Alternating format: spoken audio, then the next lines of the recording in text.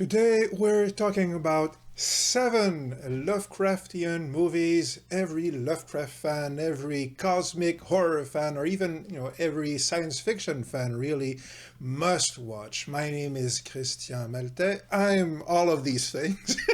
A Lovecraft fan, a science fiction fan. I've been a fan of Lovecraft since I was like 8 or 9, essentially. So more than 10 years. I'm currently watching all science fiction movies ever made up until the year 2000. So that's about 4,000 movies in all. I've seen 1,150 so far. So essentially, these are the movies, essentially science fiction movies that to me are the closest to capturing the spirit of H.P. Lovecraft without actually being based on some of his stories.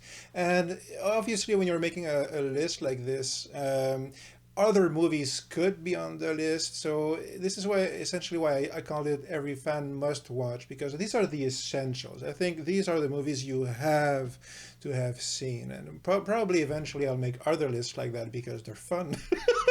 And because there are quite a few, but not that much at the same time. Many movies were made either based on Lovecraft or inspired by Lovecraft. Lovecraft sells more or less these days. But a lot of time they miss the mark, and these do a pretty good job. So before beginning, I did make another video where I explained what Lovecraftian means. I'll put the link at the end of the video, so if you're a fan, I suggest you check it out. I mean, it's worth it, right? Yeah, did a pretty good job of essentially describing what are the core essential qualities of a Lovecraft, but we'll see them across this trek exploration of these videos. We'll get a feeling at the same time of what is and isn't Lovecraftian. So enough yapping, as that guy from Spinal Tap says. Let's get flapping like tentacles. Okay, number 7, Annihilation. So this is one of the obvious choices. There are a couple of obvious choices in the list, and a few that are less so. Annihilation is that 2018 movie directed by Alex Garland. He also wrote the screenplay. It's based on a novel by Jeff Vandermeer. Starred Natalie Portman, and the story, basically, you've probably seen it. If you haven't, it's the story of this asteroid or meteorite that falls in a remote area close to a lighthouse, and many strange things start happening. The movie also has been compared to Tarkovsky's Stalker, which was based on the Strugatsky brothers' Roadside Picnic, which is probably the best science fiction book I've ever read. It's sort of that kind of book that kind of changes your life, really. It's a utter and complete masterpiece. And Stalker is also my favorite science fiction movie. But this one, the comparison is that in both Stalker, Roadside Picnic, and this one, we have this zone where the laws of physics seem to not exactly apply, and time and causality are behaving in very strange ways. But what makes this more Lovecraftian than Strugatskian or Tarkovskian, if you like, is that there's a lot of mutations and decay and all these things. But Lovecraft, as I mentioned in my Lovecraftian, what makes a story Lovecraftian video, Lovecraft is as much about the horror as he is about the awe and the wonder and the beauty. And this is the detail that Annihilation really captures.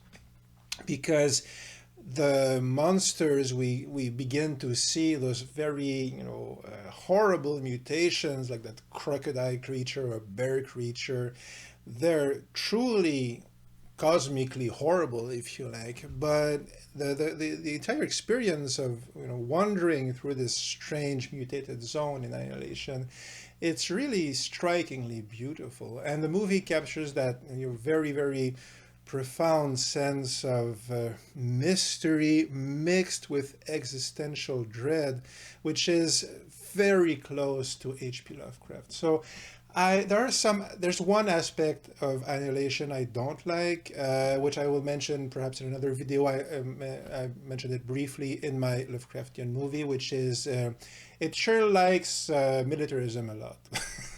But that's a topic for another day.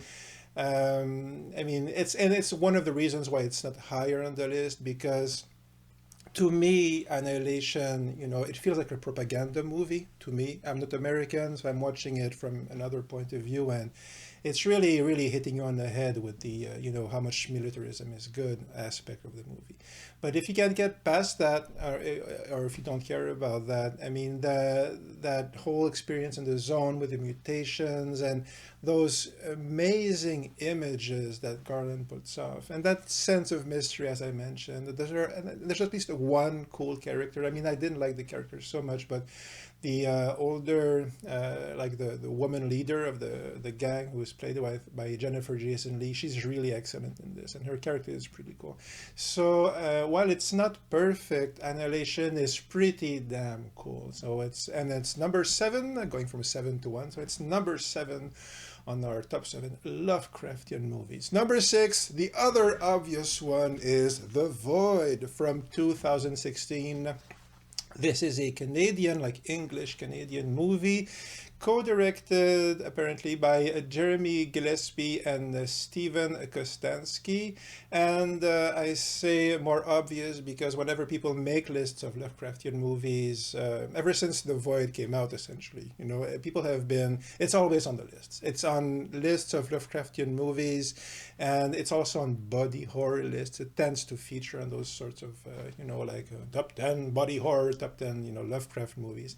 And the thing is, what makes it Lovecraftian? Okay, and here again, there's a little, interrogation mark, question mark, because yeah, it's definitely filled with, you have this evil cult. Okay, very strange, very odd looking, very cool. You have tentacles, so obviously you have mutations. Yeah, so check that. You have madness, you have another dimension, and you get a pretty strong sense, that there are elder gods involved, and so you have all of these things, and basically like the general nature of the evil at play in the movie very much feels like it's at least inspired by Lovecraft, and so it feels Lovecraftian. However, okay, I like the movie. I liked it a lot, but I liked it as a John Carpenter fan, you see. And what I thought about this movie is that it feels more like a John Carpenter homage than a Lovecraft homage. Like it feels like a Carpenterian movie more than a Lovecraftian movie, because the whole thing with the base under siege aspect, which is omnipresent in the Carpenter's movies, the fact that there's a lot of action, and fighting with axes and the gore and all these things. I mean, and generally, just the aesthetic of the movie, and that's not a criticism, because I'm a massive John Carpenter fan. Like, I love almost all of his movies. I just rewatched Ghost of Mars, and I love that movie. Okay, so I really like it for real. So I love John Carpenter movies. So if you can compare the movie you've just made, which is like The Void, if your movie feels like a John Carpenter movie, or inspired by it, like an homage to John Carpenter, that's a huge compliment. They pulled off something major. But with this movie, but it's more, as I said, it still feels like what somebody inspired by Carpenter when he's inspired by Lovecraft, what that movie would feel like. That's what The Void is, more than directly inspired by Lovecraft himself. So it's Lovecraftian, but it's on the outer limits of the Lovecraftian galaxy, if you like, according to me. But still, you have to see it because, one, it's really cool, looks great, and two, everybody's seen it. So if you haven't, it's worthwhile. There's a reason everybody recommends it, but it's more, as I said, a Carpenter movie, or Carpenter, homage, than a Lovecraft movie. You get the idea. Still, check it out, really cool. Number 5. So we're getting into the less known movies now. Number 5, I will say, it might be that John Carpenter will feature later on in this list, though there might be some controversy. Ooh, okay, so number 5, Island of Terror, also known by the name of Night of the Silicates. So this is a British movie from 1966. It's a Terence Fisher movie, and it stars Peter Cushing and also Edward Judd, and probably a lot of other faces you'll probably recognize from Hammer movies. Terence Fisher obviously directed a buttload, if you like, of movies, of Hammer movies like Curse of Frankenstein and all those, like many of the Frankenstein, many of the Dracula movies, but I think Devil Rides Out also, like many Hammer films. And I love the Hammer movies so much. And basically this feels like a Hammer version of a Lovecraftian story. So there are the story. Okay, so first of all, this story is you have an island and you have a lab with scientists, and they're making experiments with, nuclear energy or other dimensions, something like that. And something goes horribly wrong, and they rip apart the dimensions, and a horrible creature reaches through from the other side, and they're invisible tentacled creatures, and they drive people mad. And it's like other dimensions, people going crazy, the whole invisible, the monster is sometimes invisible, sometimes visible. So it has a lot of commonalities with From Beyond, certainly, as thematically, and the feel of it as the movie progresses. It really has that feeling of discovering this horrible invisible other dimension, and the doors of perception, if you like, starting to open. But it's not like a cool Doors song. It's like filled with tentacles. As I said, it feels like a Hammer movie. There are some Hammer films that are close to being Lovecraftian, like certainly like the Quatermass series, the Quatermass #1, the 2, like the 3 Quatermass movies are very much Lovecraft adjacent, if you like. They're Nigel Knees stories. You have mutations. You have, in the second one, you basically have Shoggoth-like creatures. They're all really super cool. But this one, though it's not a Hammer film, it feels like one. It has that mastery of filmcraft that Terence Fisher has, like that very elegant, very subdued, but very efficient direction. And it has Peter Cushing, who's my favorite, certainly genre actor of all time, but probably a favorite actor in all categories combined. I mean, I just love Peter Cushing so much. So here he is in a Lovecraftian setting, basically, battling invisible, tentacle creatures from another dimension, and it's massively cool. So number 5, Island of Terror, check it out. Number 4 is Matango from Ishiro Honda from the Godzilla movies, and this is also known under the name of Attack of the Mushroom People. It's from 1963, and it's based on a story by William Hope Hodgson called The Voice in the Night, which was also adapted for television in like the 50s, something like that. But so why Matango? The story is really super cool, and the feeling, like the atmosphere of the movie, is massively creepy. And as the movie progresses, which is basically telling the story of a shipwreck. So you have a band, like a Yakuza type of character. You have many different characters, like a handful of characters, and they crash on this island. They have nothing to eat. And the island is lush but strange at the same time, and they discover the remains of another ship. So they start eating the tins that they find, and this ship is filled with strange, plants and very color out of space. But pretty soon they run out of things to eat. So the only thing that they find that is vaguely edible is a mushroom. And they start to eat these mushrooms, even though they don't feel like it and they don't want to. But once the people who do get past the disgust, and the fear they kind of sense upon seeing these mushrooms, once they start eating them, they start to change in many, many ways, and essentially they end up becoming monsters. It's a kaiju movie, essentially. It's not kaiju because it's not a giant monster, but it's certainly like, is it tokusatsu, the word? Like a special effect Japanese movie.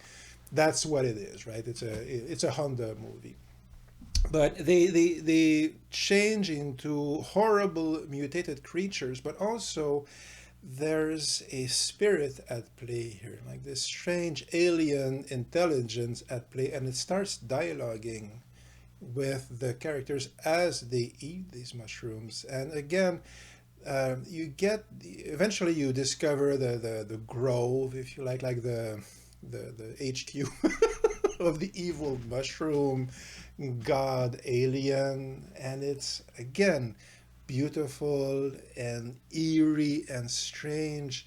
And by that time, you've seen these people slowly, falling into despair and madness, and attacking each other, and also turning into monsters. But you felt their kind of, intellectual and moral decay, if you like. You've seen them slowly getting corrupted by this environment. So that mix of, the beauty and the horror, and also that corruption, which is really a big part of the theme, not only the corruption itself, but the appeal of the corruption, the horror you feel, but also how attracted the characters start being, feeling to that thing which is destroying their humanity. But no, it's beautiful, it's great to stop being human, and you should join us, the whole thing. So it's massively creepy is the thing, and that creepiness, that when I first watched it, I was like, this is pure Lovecraft, essentially. That feeling, which you also get if you read Clark Ashton Smith, if you're lucky enough to, like, there's a few excellent collections. So that feeling, that is very, very much ingrained in Lovecraft and in this movie. And number 5 before was a Terence Fisher movie, so it's basically like the Hammer version of horror, Lovecraftian horror. And this is the Japanese Godzilla version of a Lovecraft story. Whether Godzilla ever fought a Lovecraftian monster like Yog, for instance, and that's up for debate, subject for another day. But for now, if you've never seen Matango, that's a wonderful, amazing movie filled with that dread and that cosmic horror, but also that beauty and that atmosphere that you can cut with a knife. It's great. Check it out. If you haven't watched it, it's a classic for a reason. People watch it less these days, but it's worthy of being rediscovered. It's amazing.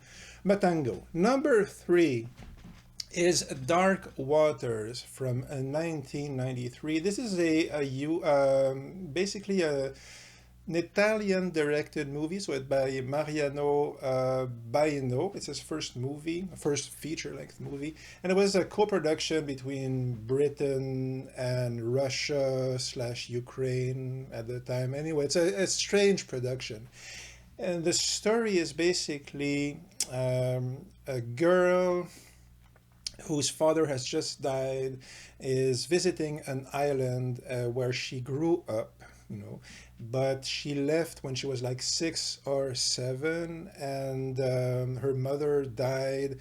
And now that her father is dead, he had been paying for the upkeep of a monastery that is on this very, very, very remote island in Eastern Europe. So our main character, a leading lady, she arrives because she wants to, at this monastery, in the middle of the night, because she's paying for it now. Like, she inherited the whole fortune of her father, and now she wants to make sure, like, I'm paying a huge amount of money each year to upkeep this, this decrepit old church with these mostly blind old nuns.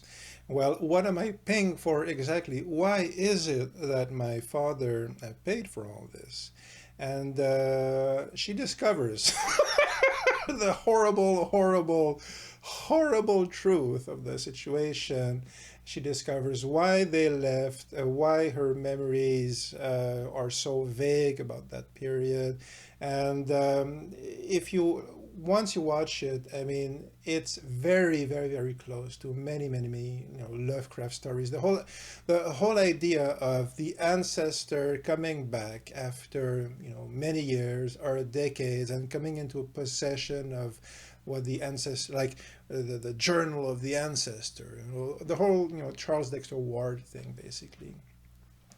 That's massively Lovecraftian because he uses it as a like Lovecraft. He uses it like a literary device essentially. So it's about repressed memories coming back, but they're like ancestral memories. They're personal memories, but it's the discovery of one's own horrible, according to this cosmic horror philosophy, one's own horrible, nature and the insignificance of our human illusions and so forth.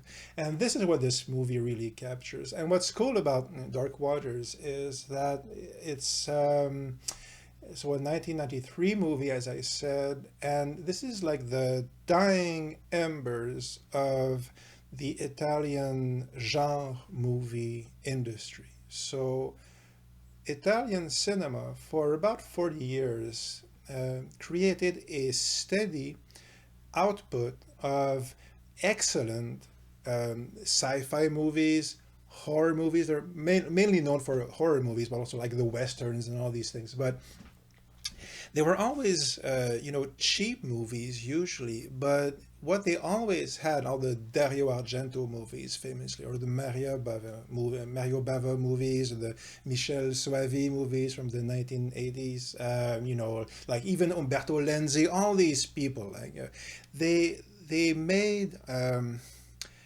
extremely colorful and vibrant and creative movies, which were usually copies of American films or rip-offs of their own rip-offs, and like there's how many Django movies are there, how many Machist movies are there, but that's the core thing, like they surfed on that wave for many years. They did the Mad Max copies, they did the cannibal movies, they did the Jaws copies. They were always riding on those waves, making cheap movies but extremely creative movies, and oftentimes artfully, beautiful movies. And one genre which was very specifically Italian, though it comes from the German krimi in many ways, and it's disputable, but the core, the main contribution to Italian, the most Italian contribution to, quintessentially Italian contribution to genre industry movies was giallo movies. Like the Deep Red and so forth. And the giallo movies were extremely violent and extremely atmospheric, but also usually relatively smart, full of twists, and again, creative, very cruel. Again, that comes. So where am I getting at here? This is like the dying breath of that genre. This is not a giallo per se, but it feels very much like a giallo in many instances, like the Michele Soavi movies also have that kind of flavor as well. But Dark Waters, I had seen that. One thing it contributes as well, and it's cool because, as I said, the Italian movie industry is dying, but certainly by then it's basically dead. I mean, this is like the corpse. The corpse's last gasp, something like that. They didn't make many genre movies after that. They keep making them, but the train had passed. But this one, when I first saw it, it was on a cheap VHS screener copy for the Fantasia Festival in Montreal over here, like the second or third edition or something of the Fantasia Festival. They had shown Dark Waters, and a friend of mine had gotten a copy of the screener they had distributed to journalists, and I had watched that copy. So it was a pan and scan copy of a poor VHS dub, so it looked terrible. So I had gotten the impression then that it had some cool ideas, but that was basically it. But I rewatched it last week because there's a DVD and a Blu-ray that came out, and this movie looks like a million lira or a that's probably not that high an amount. Like, it looks great, the short version. Okay, the visuals are amazing. The atmosphere is fantastic. It's super smart. It's again super creepy, and it's this mix of a great looking, very atmospheric, gory Lovecraft story with giallo elements. So what more can one ask for? I mean, it's really great. I personally rediscovered this movie as I rewatched it. I had an idea that it belonged on this list, but I wanted to confirm it. And having rewatched it, I mean, the only reason it's not higher than number 3 is because I have to put the 2 others before it. But if you have never seen Dark Waters, you have to. I mean, that is a fantastic, fantastic movie. Number 2, Prince of Darkness.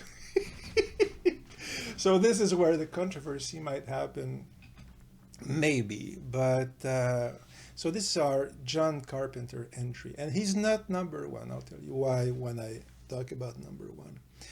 And John Carpenter, usually when we think of Lovecraftian movies, we think about Prince of Darkness, because there's a character, Sutter Kane essentially, whose creations, the evil author in Prince of Darkness, is obviously based on a mix of Stephen King and H.P. Lovecraft, like the character played by Jürgen Prochnow in Mouth of Madness, this bestseller author whose writings not only drive people insane, but, open a rift between hell or the other dimension of the evil gods or whatever, and our dimension. So Mouth of Madness. Yeah, so the character of Sutter Kane is obviously inspired by Lovecraft, and the title of his stories, like the Hobbs Net Horror, I think one of them is called, things like that, they feel like Lovecraft titles. But the thing is that the character of Sutter Kane, he's not actually like the character in the movie is superficially like Lovecraft, but he's not, like, the movie itself is not Lovecraftian, which doesn't mean it's bad. It's, a masterpiece, essentially. It's wonderful. Look, if there's a list, which there will be, spoilers, if there's a list of Lovecraftian homage movies, and as I said, probably going to make one eventually, that one is going to be pretty high on the list. Now, it's a strong candidate for number 1. Okay. In terms of movies that are love letters to Lovecraft.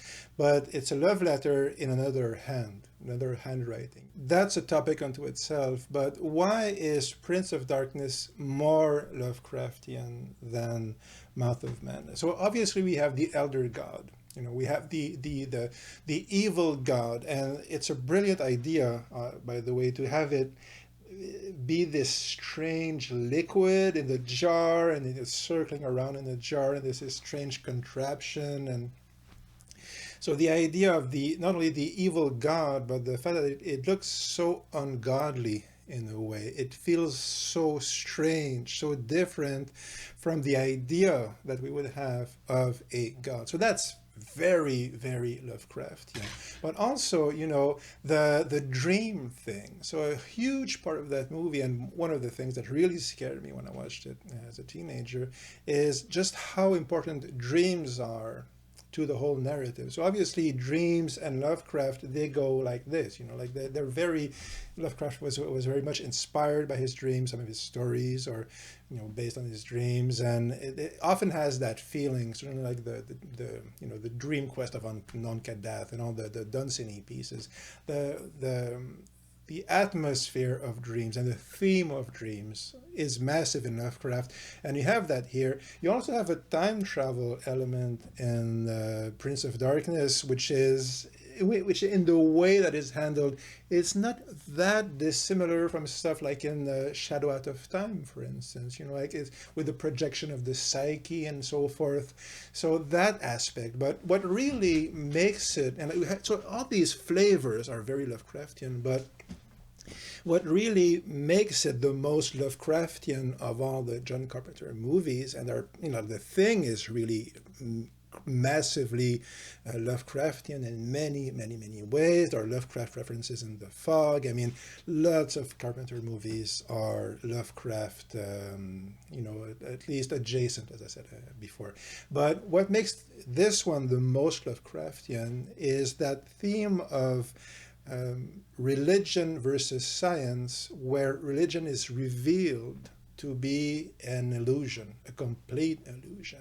And the fact that behind that religion lies like a galaxy of mathematical truths and equations, but they're also hostile to us. Like the idea that this universe is actually hostile to us, that we're basically we've been mistaken all along. Like the Antichrist is essentially the good guy in this story, and which is very interesting because you have some Gnostic aspect, which again is a whole other topic. Won't get into it too much today, but philosophically, it's really interesting, and the movie is filled with very, very, very smart conversations, exchanges between characters, and Carpenter is a smart guy.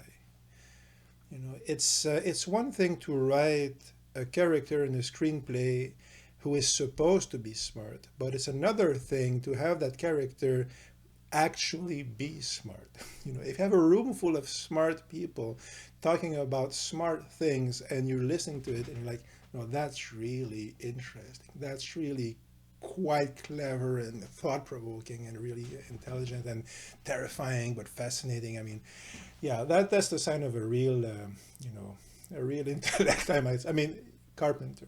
Okay, he's a smart guy and he's a great filmmaker, and he's a fan of Lovecraft and all these qualities, and that's again that spectacle of the horror movie, which was that Carpenter based Under Siege with zombies and Alice Cooper. So obviously has a million cool things in it, but it ties all that with a Lovecraftian bow, with that science versus religion thing, where science is revealed to be the ultimate truth, but it's still in the science of an elder god who it's not even that he hates us, is that he's going to get rid of us once and for all. So that whole thing, I mean, and the green goo, come on, it's super cool, right? And with they're deciphering, the messages with their computer, their 1980s computer, and have this whole team of students with this priest who's losing his faith. Donald Pleasant's character, the priest, is losing his faith as the story progresses. And that ominous shot at the beginning where the nuns, when they're visiting the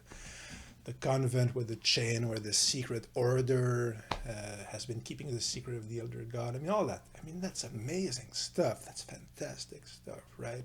And the vagrant people, the homeless people getting possessed, by it's not Cthulhu, but the whole thing again.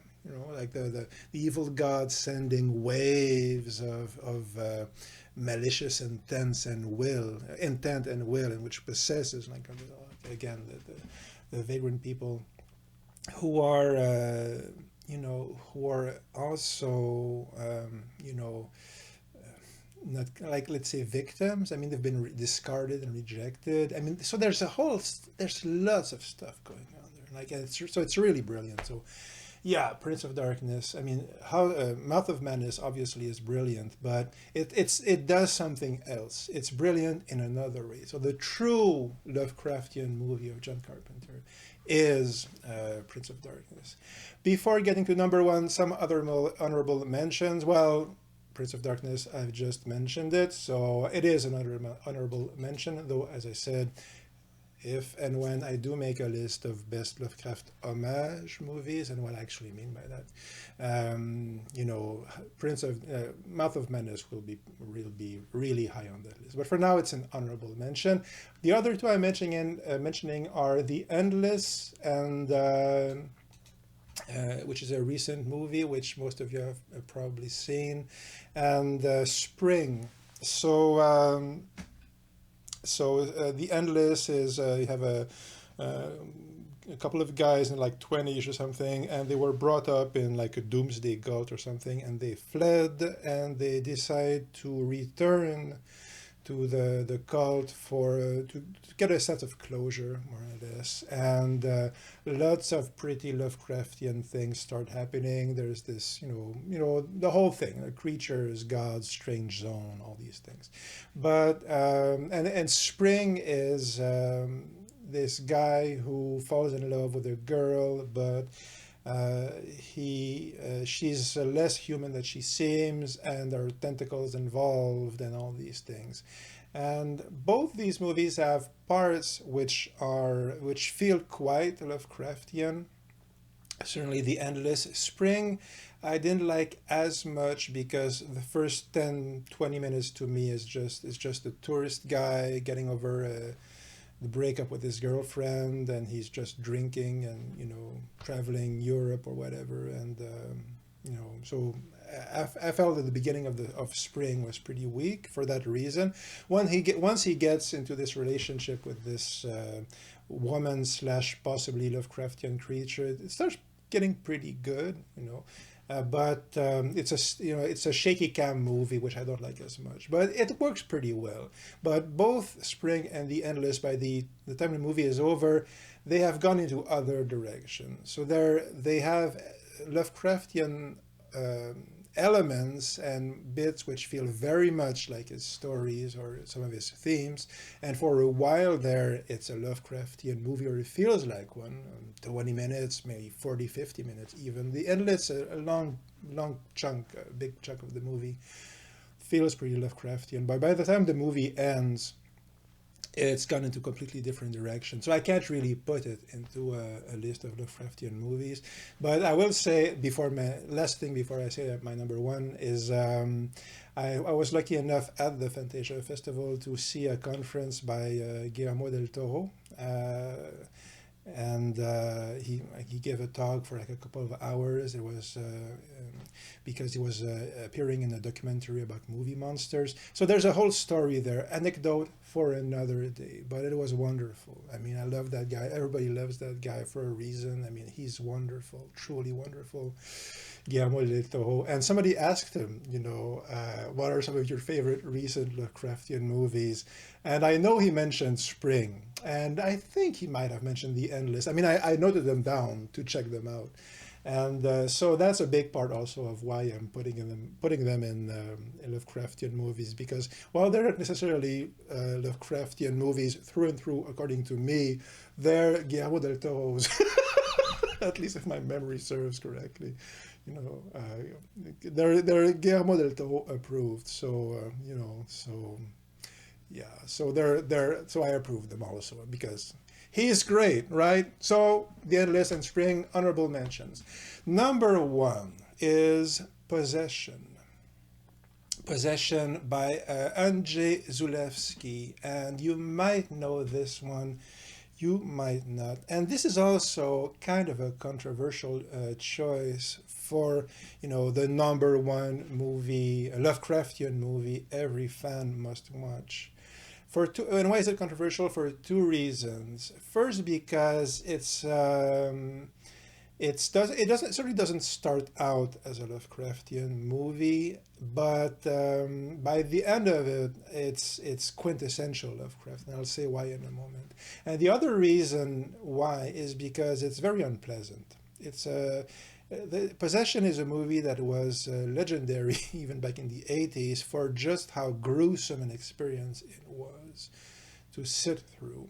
And Zulewski is mostly famous for this movie. It tells the story of a couple, like in their 30s, I guess, 20s, 30s, played by Sam Neill. So, hello in the Mouth of Madness.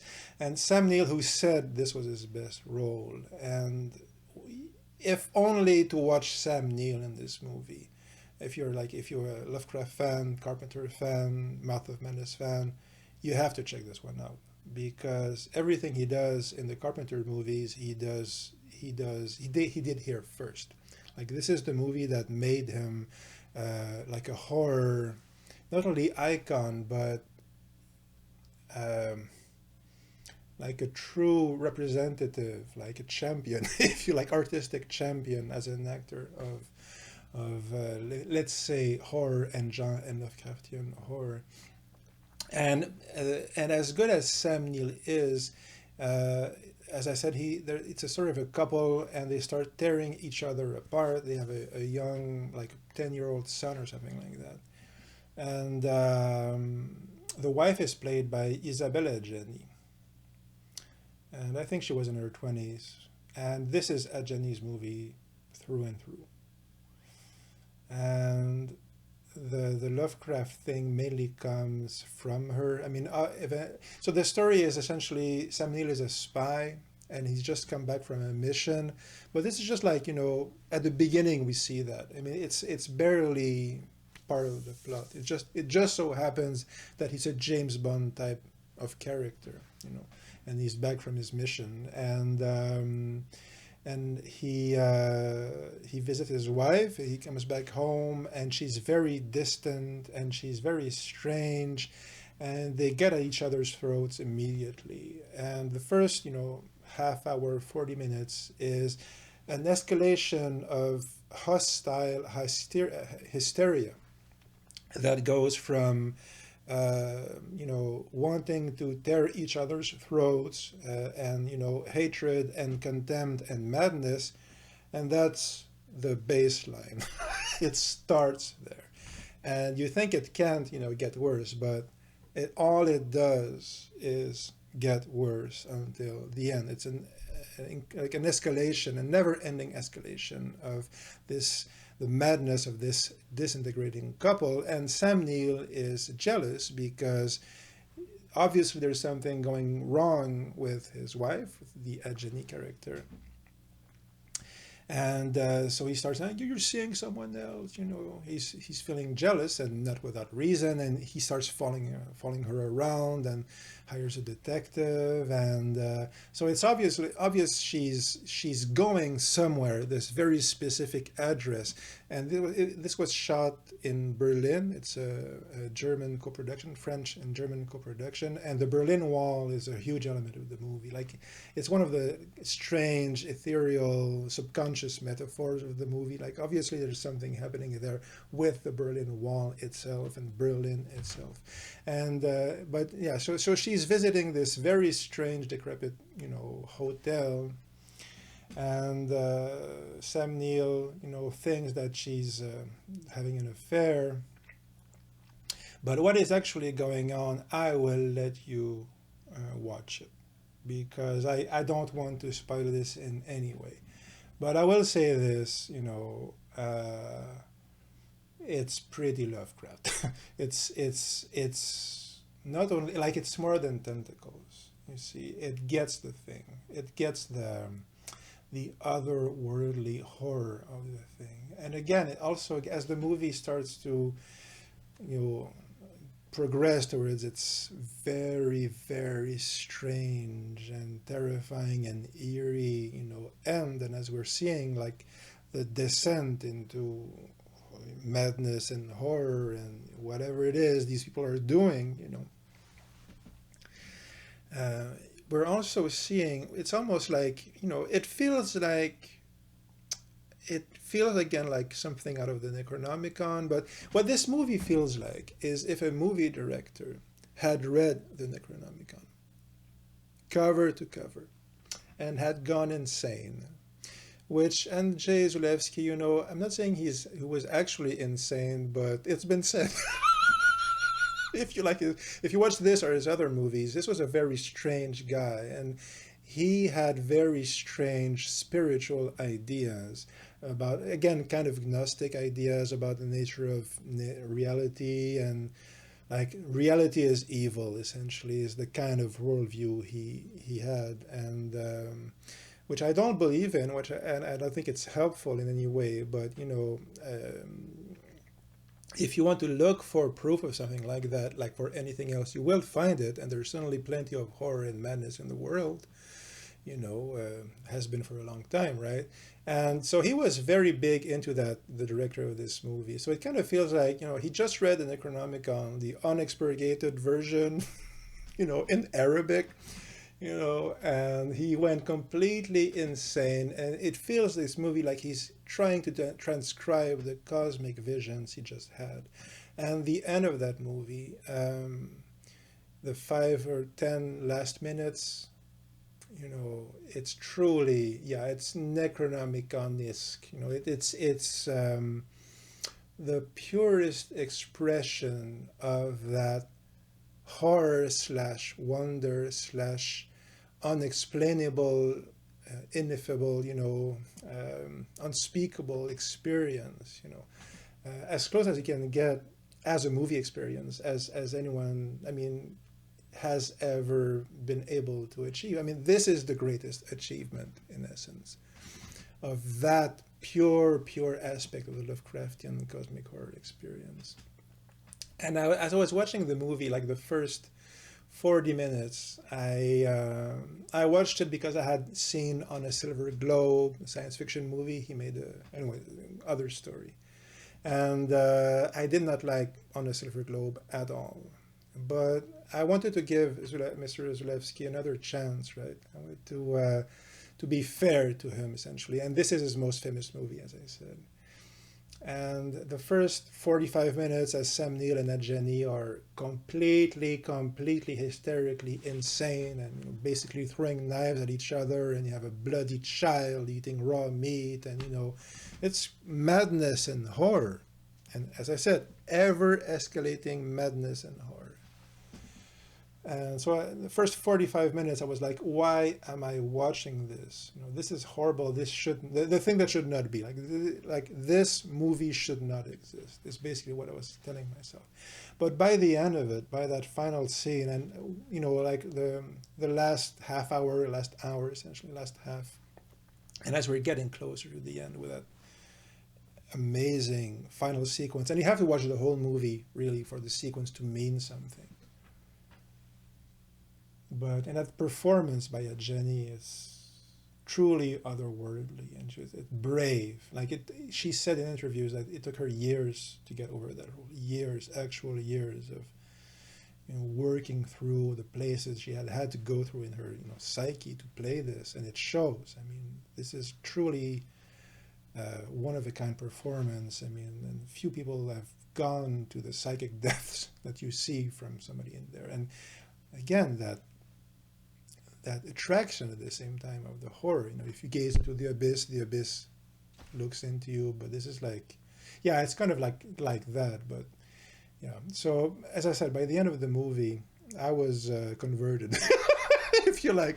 So I hated the first half, but by the end of it, I was like, no, this is certainly in terms of Lovecraftian horror, a masterpiece.